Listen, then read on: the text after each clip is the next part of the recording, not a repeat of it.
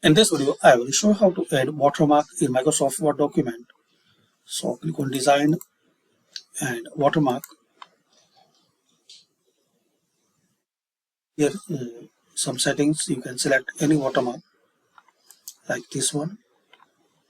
So as we can see, we have watermark. And add your own text.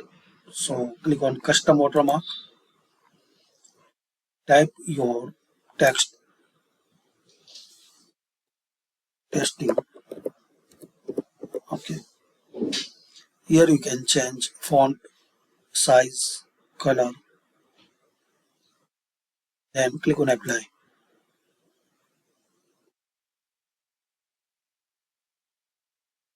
You can add any color. Click on OK.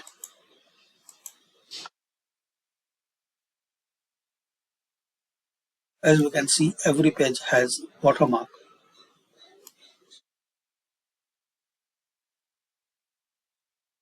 So thanks for watching guys. Share, like and subscribe this channel for more useful videos.